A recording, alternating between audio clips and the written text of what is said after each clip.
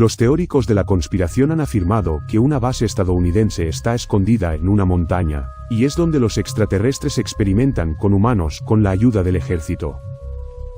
Los ufólogos están convencidos de que la remota aldea de Dulce, en Nuevo México, es el hogar de un búnker militar de 7 pisos que rivaliza con el Área 51, en cuanto a encubrimientos salvajes sobre extraterrestres en la Tierra.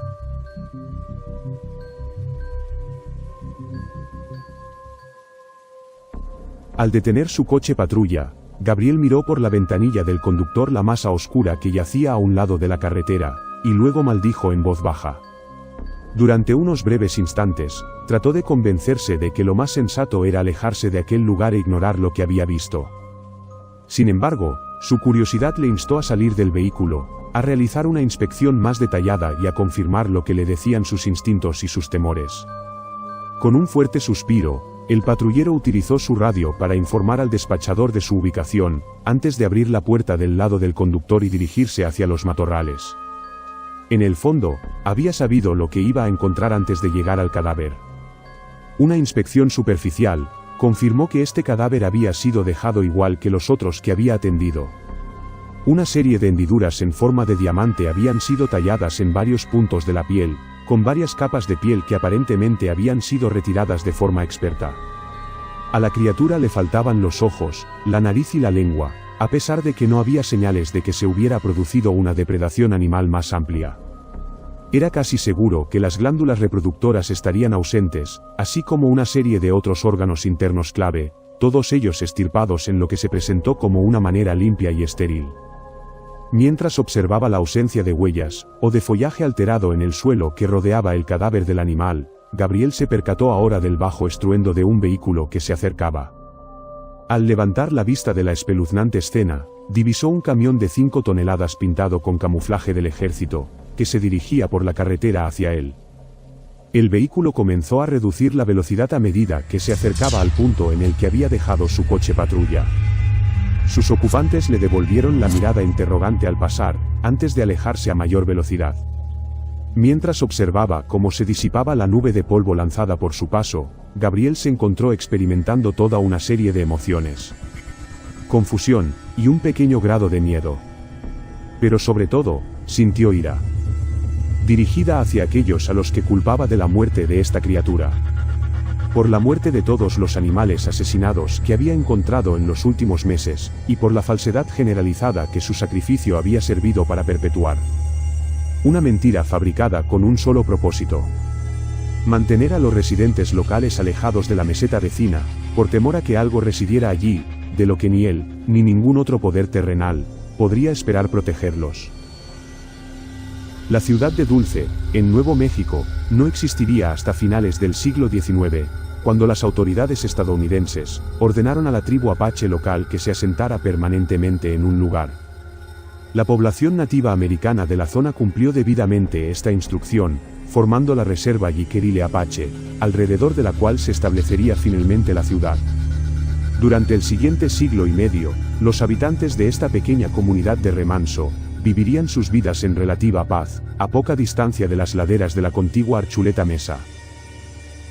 Siempre ha habido historias de gran extrañeza asociadas a la región, desde extrañas anomalías de luz presenciadas en el cielo nocturno, hasta criaturas parecidas a gigantes vistas deambulando por los matorrales. Pero a finales de la década de 1970, la sombra que proyectaba este imponente pico montañoso empezaría a adquirir una connotación siniestra, con el descubrimiento de una serie de extrañas mutilaciones de ganado. Tras varias denuncias de ganaderos y agricultores al departamento de policía local, insistiendo en que alguien o algo estaba sacrificando su ganado, se ordenó a un agente llamado Gabriel que investigara el asunto. Pero tras visitar las propiedades afectadas, el investigador solía regresar a sus superiores con muchas más preguntas que respuestas. Por lo general, solo un animal de los rebaños atacados se había visto afectado, y había sido despachado de una manera que parecía descartar la participación de cualquier depredador natural. Aunque se habían extraído los principales órganos sensoriales e internos de los cadáveres, nunca hubo indicios de que la carne hubiera sido consumida por un posible atacante. De hecho, estos cuerpos permanecían sin ser tocados por los carroñeros, durante semanas después del suceso, un fenómeno inédito en este duro e implacable entorno. Los informes presentados por el agente Gabriel también destacaban la ausencia de alteraciones en el terreno blando y arenoso que rodeaba los restos, sin ofrecer ninguna pista sobre quién o qué fue el responsable. Debido al descubrimiento de huesos destrozados en algunos casos, su sugerencia de que los cuerpos habían sido arrojados desde una gran altura, fue algo sobre lo que sería interrogado largamente.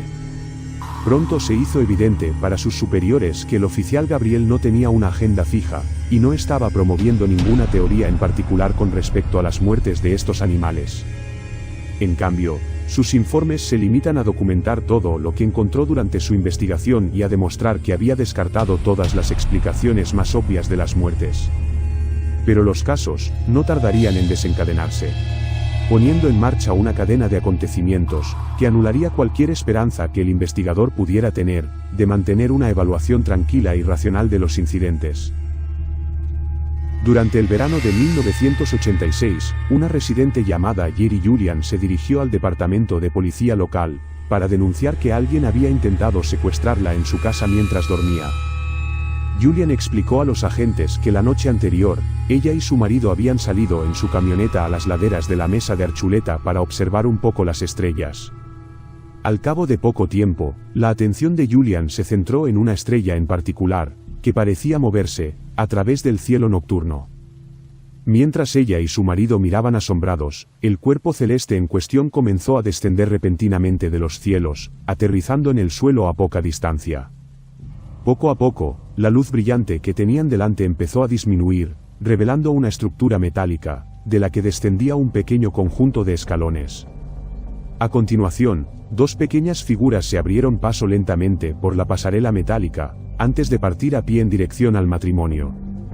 Con un grito asustado, el marido de Julian la agarró por los hombros, la metió en su camioneta e intentó frenéticamente arrancar el motor.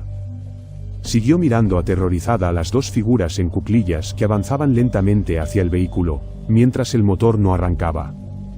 Solo cuando los desconocidos se encontraban a escasos metros de la parte trasera de la camioneta, extendiendo la mano como para agarrarla, el motor se encendió de repente y permitió a la pareja escapar. Esa misma noche, tras decidir no denunciar el asunto, la pareja se había acostado, solo para que Julian se despertara de madrugada debido a una extraña sensación de tirón. Mirando hacia el fondo de su cama, pudo ver dos figuras sombrías, idénticas a las que había visto salir de la extraña nave esa misma noche. Al darse cuenta de repente de que podía sentir cómo le retiraban las sábanas de la cama para dejar al descubierto la parte inferior de su cuerpo, Julian intentó gritar, pero de su boca no salió más que un sonido ronco y rasposo. Sin embargo, este silencioso gemido había sido suficiente para despertar a su marido dormido, momento en el que las dos figuras habían desaparecido inmediatamente. Al ser interrogada por los agentes federales encargados de atender el incidente, Julian afirmó que la existencia de estas entidades era de dominio público entre la comunidad indígena. Incluso llegó a describir un gran agujero perforado en la cara de la montaña, escondido mucho más arriba en las laderas de la mesa, que según ella utilizaban las criaturas para acceder a la superficie. Casi al mismo tiempo que los investigadores tomaban declaración ayer y Julian, otras afirmaciones sobre una posible base alienígena oculta bajo la mesa de Archuleta, se dirigían a las autoridades locales. El personal de seguridad de la base de la Fuerza Aérea de Kirtland comenzó a recibir una serie de denuncias detalladas de un empresario local, afirmando que había documentado una actividad misteriosa tanto por encima como por debajo de la cadena montañosa. Paul ya era bien conocido por los oficiales superiores de la base, a raíz de los informes que les había presentado sobre extrañas luces en el cielo de su casa, en Albuquerque. Ahora afirmaba que, además de las luces que había filmado, había interceptado misteriosas emisiones de energía y transmisiones de radio, y que éstas emanaban de debajo de la mesa. El empresario también había comenzado a realizar vuelos regulares por las montañas en su avión privado, fotografiando todo lo que consideraba fuera de lo común. Invitado a la base para hablar en persona, les mostró fotos de lo que él creía que eran senderos y puertas talladas en la roca, a kilómetros de distancia de cualquier camino o carretera existente. Dibujó mapas de supuestos respiraderos y puntos de acceso, y citó las entrevistas que había realizado a los propietarios de ganado mutilado, y a lugareños que afirmaban haber sido secuestrados en las inmediaciones de la mesa. Pero cuantos más detalles decidía añadir el apasionado Paul a esta sesión informativa, menos credibilidad le otorgaba su audiencia. Comenzó a entrar en pánico, citando discusiones con sombríos agentes del gobierno, afirmando que los extraterrestres que vivían bajo la montaña eran una de las 3 especies distintas que habían visitado la Tierra. Pero fue la afirmación de que toda una planta de la supuesta base alienígena contenía cubas llenas de órganos humanos y partes del cuerpo cosechadas por los visitantes extraterrestres, lo que le llevó a ser ridiculizado y finalmente escoltado fuera de la base. Poco después, como la salud mental y la coherencia del empresario seguían deteriorándose, sufrió una crisis nerviosa. Siguiendo el consejo de los médicos, su familia solicitó su internamiento en un centro psiquiátrico en 1988, eliminando aparentemente cualquier atisbo de credibilidad que pudieran contener sus informes iniciales al ejército. Pero quizás lo más sorprendente de las historias contadas por Paul, es que no son en absoluto las únicas denuncias tan detalladas, de una base secreta oculta bajo la ciudad de Dulce. A mediados de la década de 1990, un antiguo técnico de las Fuerzas Aéreas llamado Thomas, hizo público que, efectivamente, había una instalación oculta bajo la mesa de Archuleta. Más increíble aún era que Thomas afirmara que no se trataba de una base extraterrestre, sino de una construida por el gobierno de los Estados Unidos, donde alienígenas y científicos humanos trabajaban juntos en experimentos genéticos. Thomas contó que había sido fotógrafo de las Fuerzas Aéreas estadounidenses con base en Nellis, en Las Vegas, pero que a principios de los años 70 había sido trasladado a la base secreta de Dulce, en Nuevo México. Mientras estuvo allí, se encargó de mantener la amplia red de vigilancia de las instalaciones, y de documentar algunos de los trabajos que se realizaban en los laboratorios. Thomas incluso llegó a ofrecer pruebas fotográficas con su testimonio de lo que, según él, era una forma de híbrido alienígena, suspendido en una cuba de líquido en uno de los laboratorios. Pero apenas tuvieron los periodistas tiempo de digerir sus afirmaciones de que la base de Dulce era solo una de las muchas instalaciones de este tipo, conectadas por una vasta red de ferrocarriles subterráneos, antes de que desapareciera por completo de la vista del público. Sin embargo, sus afirmaciones resurgirían más tarde, cuando se presentó otro denunciante, esta vez desde las filas del propio Departamento de Policía de Dulce. Un antiguo detective de la policía de la reserva llamado Avery, que había estado investigando el testimonio de Jerry Julian, relató cómo se había topado con el informe escrito por los investigadores federales asignados al caso.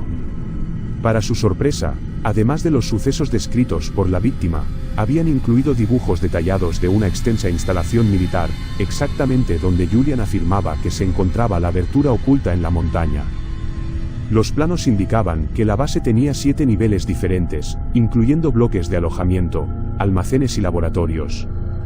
También contaba con una red de trenes subterráneos similar a la alegada por Thomas Castello.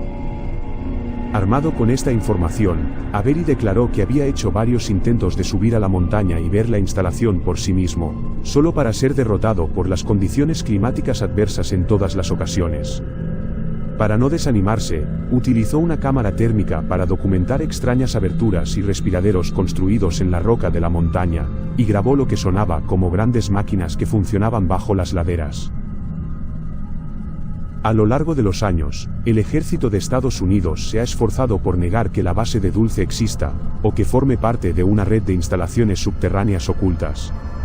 Y parece que parte de su estrategia para hacerlo, ha implicado un esfuerzo concertado para socavar la credibilidad de los que hacen las afirmaciones. Los antecedentes de Thomas Castello siguen estando rodeados de incertidumbre, y los intentos de localizar y revisar su expediente de servicio militar, parecen sugerir que nunca existió. Las fotografías asociadas a su testimonio han resultado ser falsas, y nunca se ha descubierto ninguna entrevista formal con él. Los miembros de la comunidad de inteligencia también se han presentado, y han admitido haber suministrado deliberadamente información falsa a Paul. Se alega que, al sentirse incómodos por su obsesión y vigilancia del seguro complejo de almacenamiento de armas de Manzano, las Fuerzas Aéreas inventaron la ficticia base de Dulce para distraer al empresario. Incluso afirman haber colocado maquinaria y respiraderos falsos en la mesa de Archuleta para que los fotografiara, con el fin de convencerle de que allí existía una base y apartarle de las auténticas instalaciones militares. El propio Gabriel siempre se ha negado a creer las historias de una base en la mesa, extraterrestre o no. Antes de su muerte en 2011, el ex policía le dijo a su hijo que creía que habían sido los humanos los que habían mutilado el ganado cerca del pueblo, y no los extraterrestres. Citó las pruebas nucleares secretas, realizadas en Nuevo México y sus alrededores durante la década de 1960, afirmando que se habían extraído muestras en secreto del ganado local para comprobar si había envenenamiento por radiación.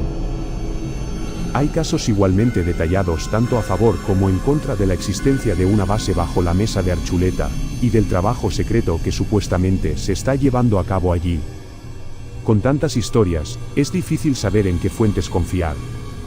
No está fuera de toda posibilidad que el gobierno de los Estados Unidos esté en posesión de bases militares secretas subterráneas, construidas bien lejos de las miradas indiscretas.